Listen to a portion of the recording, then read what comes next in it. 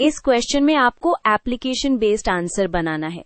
या तो आप एक वॉलेटाइल लिक्विड का मोलेक्युलर मास निकलने का स्टेप बाय स्टेप प्रोसीजर दोगे, या फिर बताएंगे कि इंडस्ट्रीज मोल कॉन्सेप्ट को लार्ज स्केल प्रोडक्शन में कैसे यूज करती हैं, जैसे फार्मास्यूटिकल्स या फर्टिलाइजर्स में। Let's use a simple diagram to make the relationship easier to see. Main idea simple है, हमें मॉलिक्यूलर मास चाहिए, मतलब मास पर मोल। तो प्लान ये होगा, पहले वेपर का मास निकालेंगे, फिर आइडियल गैस से उस वेपर के मोल्स निकालेंगे और लास्ट में मास डिवाइडेड बाय मोल्स कर देंगे। इसके लिए common lab method Dumas method होता है। एक ड्राई फ्लास्क लेते हैं जिसका वॉल्यूम फिक्स होता है। फ्लास्क को हीट करके लिक्विड को वेपर बनाते हैं, सो फ्लास्क पूरे वेपर से फिल हो जाता है। फिर कूल करके जो वेपर था वो कंडेंस हो जाता है और वही मास हम मेजर कर लेते हैं।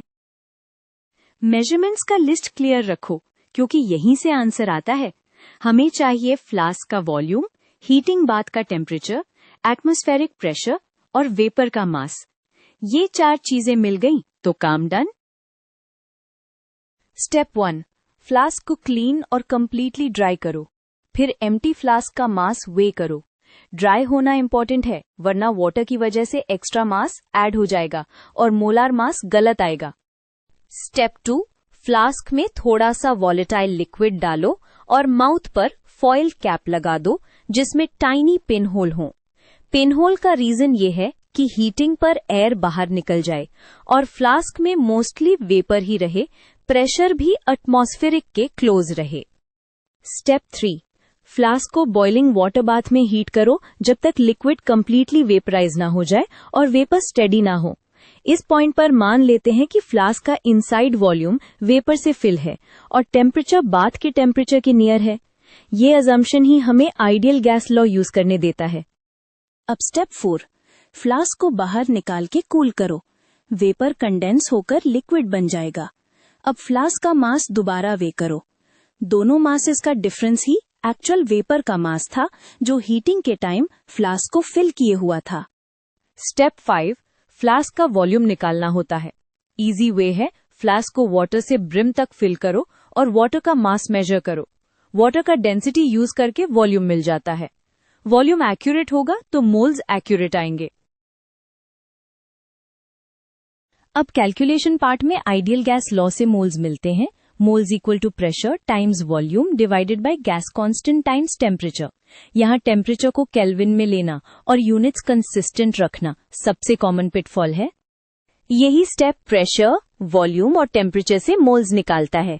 लास्ट स्टेप, मोलर मास का मीनिंग ही है मास डिवाइडेड बाय मोल्स। तो मास को मोल से डिवाइड कर दो। अगर चाहो तो डायरेक्ट कंबाइंड फॉर्मूला भी यूज कर सकते हो, जो कैलकुलेशन फास्ट कर देता है। Quick accuracy checks. टेम्परेचर वही लो जो वेपर का था, usually bath temperature. Pressure usually atmospheric होता है, लेकिन अगर मॉइस्चर या वाटर वेपर का करेक्शन मेंशन करना हो तो इंडस्ट्री स्टाइल रिपोर्टिंग में नोट कर सकते हो। और फ्लास्क का लीक होना सबसे बड़ा एरर सोर्स होता है, क्योंकि फिर वेपर फुल वॉल्यूम ऑक्यूपाई नहीं करता। अगर आप सेकंड ऑप्शन चूज करना चाहो, इंडस्ट्री यूज केस, तो मोल कॉन्सेप्ट का हार्ट है stoichiometry and scaling. Balanced equation से पता चलता है कि कितने मोल्स रिएक्टेंट्स चाहिए पर मोल प्रोडक्ट, एंड वहीं से रॉ मटेरियल, कॉस्ट और यील्ड प्लानिंग होती है। फर्टिलाइजर एग्जाम्पल के लिए अमोनिया सिंथेसिस देखो। इक्वेशन बताती है नाइट्रोजन के साथ हाइड्रोजन का मोल रेशियो 3:1 होता है। प्लांट में फीड फ्लो रेट्स इसी रेशियो पे सेट होते हैं। लिमिटिंग रिएक्टेंट अवॉइड करते हैं और कन्वर्जन परसेंट के हिसाब से रीसाइकल स्ट्रीम्स प्लान होती हैं। फार्मास्यूटिकल्स में भी सेम लॉजिक। रिएक्शन को बैलेंस करके रिक्वायर्ड मोल्स डिसाइड करते हैं, फिर मोलर मास से ग्राम्स या किलोग्राम्स में कन्वर्ट, फिर प्योरिटी एडजस्ट होती है। जैसे अगर रिएजेंट 98% प्योर है तो थोड़ा एक्स्ट्रा चार्ज करना पड़ता है so that effective moles correct रहें।